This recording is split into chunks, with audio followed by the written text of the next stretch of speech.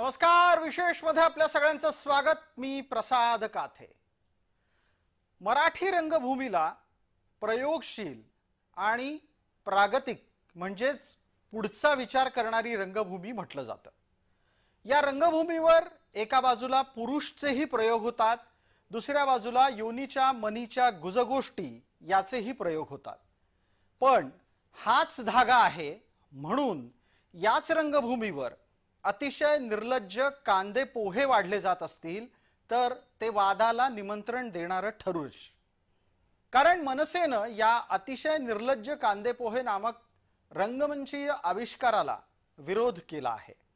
मुद्दा केवळ आणि केवळ मनसेचा नाहीये, तर गेल्या काही दिवसांपासून रणवीर अहलाबादिया आणि अपूर्वा मुखिजा यांच्याकडून करण्यात आलेल्या एका आविष्कारावर भयंकर वादळ उठलंय. या आविष्कारानं सभ्यतेच्या सर्व मर्यादा ओलांडल्या असा ठपका ठेवत त्यांच्या विरोधात कारवाई पण सुरू झाली. आणि हाच धागा पकडून भाडीपाच्या अतिशय निर्लज्ज कांदेपोहे या कार्यक्रमावर सुद्धा टीका सुरू झाली. समाज माध्यमामध्ये अतिशय निर्लज्ज कांदेपोहेच्या विरोधामध्ये सातत्यानं भावना व्यक्त व्हायला लागल्या. कारण ज्या गोष्टी चार चौघात सहजगत्या मराठी समाज बोलत नाही त्या गोष्टी मुद्दामून किंबहुना त्या सहज बोलल्या जात आहेत असं दाखवायचा प्रयत्न करत वारंवार बोलल्या गेल्या आहेत.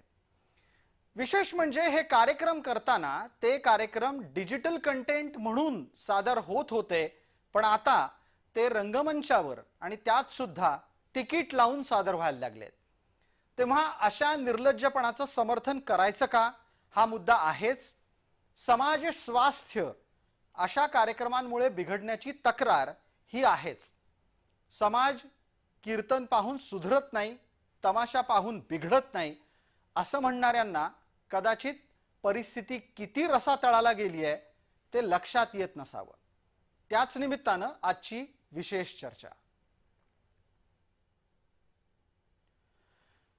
या संपूर्ण प्रकरणामध्ये अतिशय निर्लज्ज कांदेपोहे या कार्यक्रमाचा वाद जन्माला आला.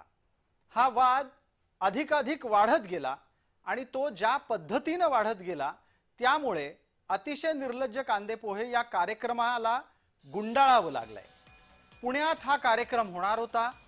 पुण्यातला कार्यक्रम सारंग साठेनं गुंडाळलाय अशी घोषणा त्यानं स्वतःच केलेली आहे. पण विषय इथे संपलेला नाही. भविष्यात मात्र आम्ही कार्यक्रम करणार नाही असं कधीच ही मंडळी म्हणत नाहीयेत. कार्यक्रमाचं नाव अतिशय निर्लज्ज देऊन जणू काही आपण किती साळसूद वागतोय हे सांगण्याचा प्रयत्न ही मंडळी करतायत. यापूर्वी त्यांनी भाडीपा आणि कांदेपोहे अशा 2 डिजिटल सिरीज आणल्या. त्या माध्यमातून समाजातल्या विविध प्रकारच्या वर्तनांवर, चालीरीतींवर त्यांची स्वतःची अशी टिप्पणी ही मंडळी वारंवार करायची. पण जणू काही सेक्स विषयी बोललोच नाही तर भविष्यात आपल्याला अधिक उत्तम डिजिटल कंटेंट करणारे समजणार नाहीत या कदाचित भीतीनं त्यांनी अतिशय निर्लज्ज कांदेपोहेचा उपक्रम हाती घेतला असेल. या कार्यक्रमामध्ये शारीर भावनांच्या विषयी खुली चर्चा होत असते. कार्यक्रम 18 पेक्षा अधिक वयाच्या व्यक्तींसाठीच आहे असं सांगून आम्ही ही चर्चा करतो असा बचाव ही मंडळी करतात. पण हा जेव्हा कार्यक्रम तिकीट लावून सार्वजनिक ठिकाणी होतो तेव्हा त्याबद्दल कायद्याचा निर्णय अपेक्षित असतो. आणि म्हणूनच जेव्हा वाद वाढतोय, रणवीर आणि अपूर्वा यांच्याबद्दल कायद्याचा बडगा कठोरपणे उगारला जातोय हे लक्षात येताच सारंग साठेच्या टीमनी पळ काढलाय.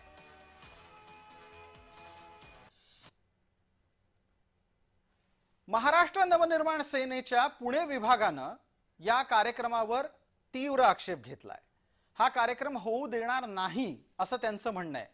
सारंग सांगतोय की मुळात कार्यक्रम रद्दच झालाय तर विरोध कसला करता. पण सारंगला हे आठवण करून द्यायला लागेल की आत्ताच्या घडीला हा संपूर्ण कार्यक्रम कायमस्वरूपी बंद झाल्याचा खुलासा त्यांनी अद्याप तरी केलेला नाही. मनसे काय म्हणते ते ऐका.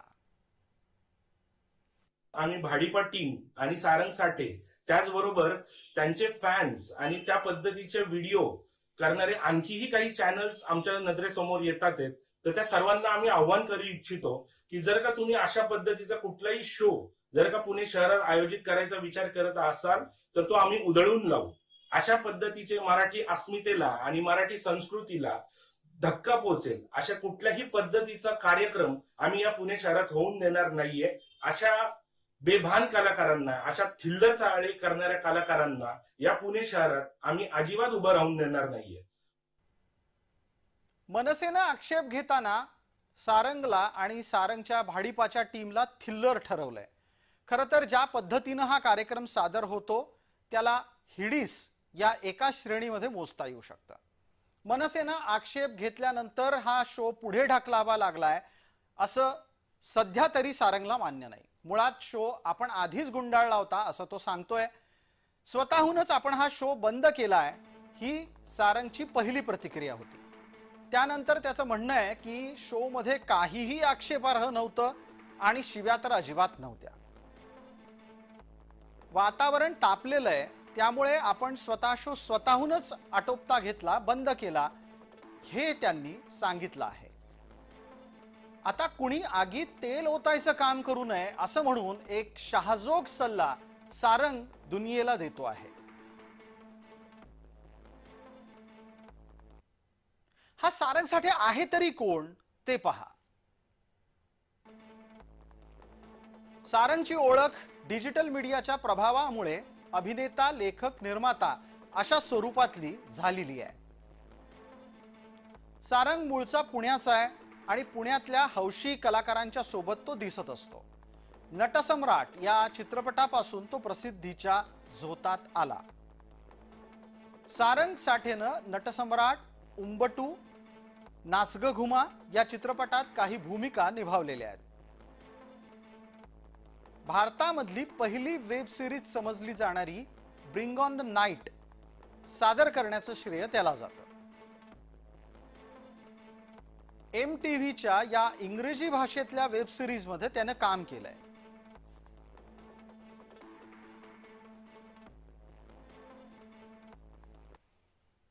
सारंग साठेनं लहान मुलांचं वय लक्षात न घेता या लहान मुलांसोबत संवाद साधला.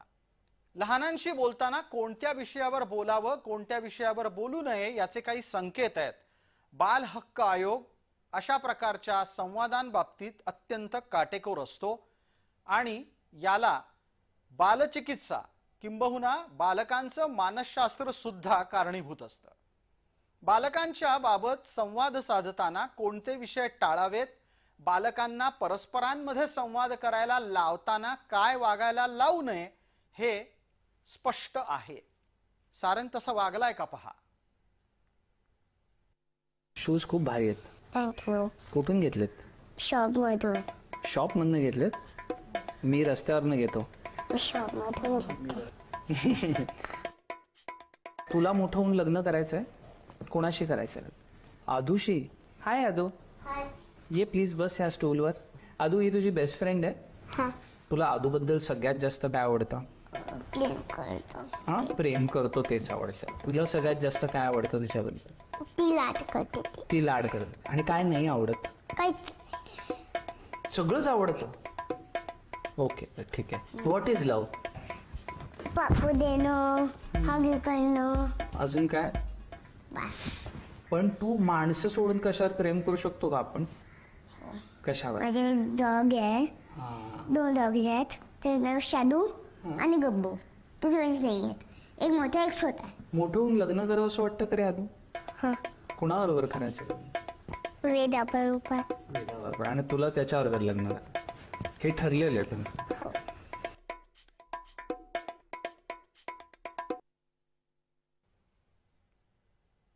आता एका बाजूला हे त्याचं बालकांसोबतचं वागणं आहे आणि दुसऱ्या बाजूला सारंग साठे हा राजकीय भूमिका पण घेतो बरं का. ऐका. मुलान आता क्रिस्टोफरच्या पप्पांचं नाव शरद आहे की मला माहित नाही, पण आपल्याला मागच्या इलेक्शनला कळलंय सगळ्यांचा बाप शेवटी शरदच असतो.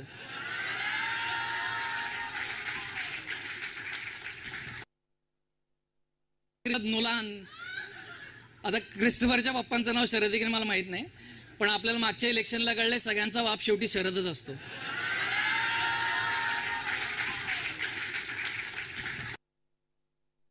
ते म्हटले बकिंगहॅम पॅलेस खरं तर एका हिंदू राजाने बांधला होता. आजही उत्खनन करून पडा, तिकडे दारात नंदी सापडेल म्हटले.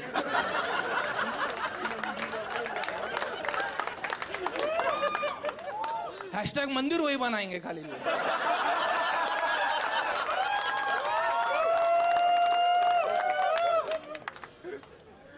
काय चाललं?